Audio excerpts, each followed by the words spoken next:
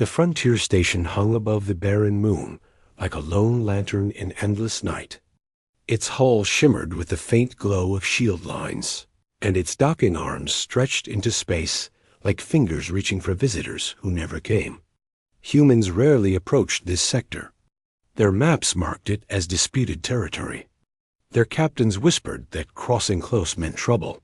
Yet one human had returned anyway, guided by a memory he refused to surrender. His name was Leo. He piloted a compact scout vessel with the ease of long practice. He gazed at the station through the viewport and felt the stir of something old in his chest. Something he had tried to bury. Something he had failed to forget. He keyed in the old codes. They still worked. That alone made his breath catch. The docking clamps latched onto his hull with surprising gentleness. As the airlock cycled, he wondered if she was still here. He wondered if she remembered him. He wondered if he had been a fool to come back. When the door slid open, the quiet of the station wrapped around him. No patrols greeted him. No guards aimed weapons. Only silence awaited him, heavy with unspoken meaning.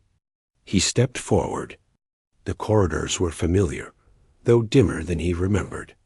Once, they had been filled with soft light that followed the rhythm of alien breath cycles. Now only half the lanterns functioned. Dust drifted where none should have.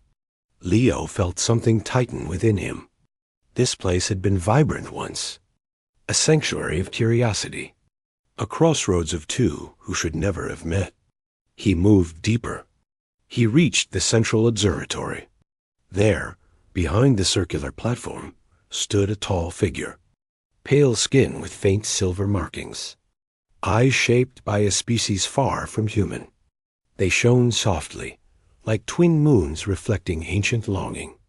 The alien turned. Ari. Her people called her a daughter of the high lineage. She had once held authority here. She had once been responsible for keeping humans away. She had once told Leo he should never have spoken to her.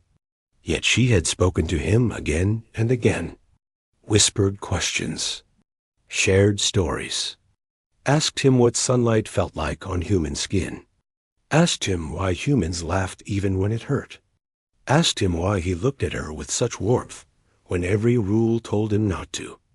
Leo stopped breathing for a moment. Ari's voice drifted across the observatory like a forgotten melody brought back to life. I was never allowed to speak to your kind, but I never stopped loving you, human. The words hit him with the force of a meteor. He felt them resonate through every memory they shared, every hour spent secretly talking across the barrier fields, every quiet promise they never voiced aloud. He stepped toward her. Ari, his voice was soft. The name felt like a fragile treasure in his mouth. You waited. I did. She stood completely still, as if afraid the moment would vanish. Your people left. Mine forbade all contact. They said humans were unpredictable, reckless, dangerous. They said I risked everything speaking with you. Her eyes closed briefly. And still I did. Leo's boots echoed faintly on the metal floor as he walked closer. He stopped a few steps from her. He saw how exhaustion lined her posture. He saw the faint tremor in her hands. He realized something had changed here far more deeply than he expected. Ari, what happened to the station? She looked around at the dim lights and flickering consoles. My people abandoned it. They called it compromised. They feared what I had done. They feared what you represented. They sealed the records. They left me behind. You stayed alone. I stayed because this was the last place you stood before you left. Leo felt a weight settle in him. Not guilt. Something heavier. Something born from the realization that she had endured isolation because of him. Because of what they felt, but never defined. He reached out slowly, careful not to move too fast. Ari watched his hand with the same wonder he remembered from their first meeting, as if she still could not believe a human would choose to touch her. When his hand met hers, she flinched only from emotion. It had been years since they last stood this close. Ari breathed out. "I thought you would never return. I should have sooner." Leo's voice cracked. "I tried to forget. I failed." She touched his palm lightly, as if the gesture itself could shatter. "Humans feel deeply. I learned that from you. And you." Leo swallowed. "You taught me that not all alien leaders see humans as threats. I was not a leader." She looked down. "Not after they discovered I had spoken with you for months." "What did they do?" "They stripped my title.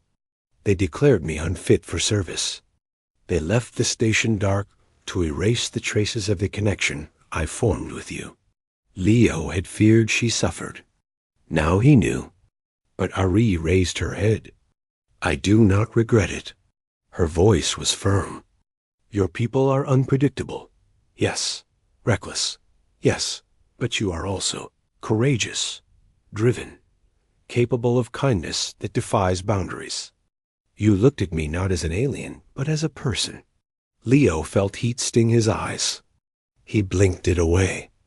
"I looked at you because you deserved it." A slow exhale left Ari's lips. "Then tell me why you truly returned." He hesitated. He had asked himself that question through every light year of his flight, through every sleepless rest stop, through every memory of her voice. "I came back because I needed to know if what we felt was real." He paused. "I came back because I couldn't let the past end unfinished." Ari stepped closer. Her presence carried the faint scent of the bioluminescent plants her people cultivated. It wrapped around him like forgotten safety. "It was real," she whispered. The observatory lights brightened for a moment as the automated cycle adjusted. The glow illuminated her clearly now. Her silver markings pulsed faintly with her heartbeat. Her eyes softened. "But it is dangerous for you to be here," she said. "If either side finds out you return to meet me, they will act. Humans mistrust us. My people mistrust you. They will not understand. I don't care." Leo answered without hesitation. "I'm here now." Ari held his gaze for a long moment. The silence surrounding them deepened, but it no longer felt empty. It felt like a space carved for truth they had once been too afraid to speak. "Tell me what you want, Leo." Her voice trembled.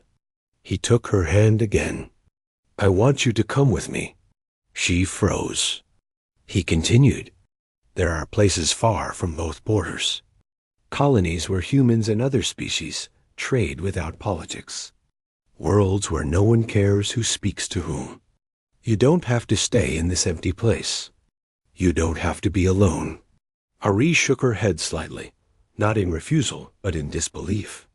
"Your ship is small. Your journey uncertain. Your people may not accept me. Then we find those who will." Ari stepped back a little, her expression filled with conflict. "If I leave, I cannot return. My people will consider me a deserter, a traitor. I will lose every right I still have.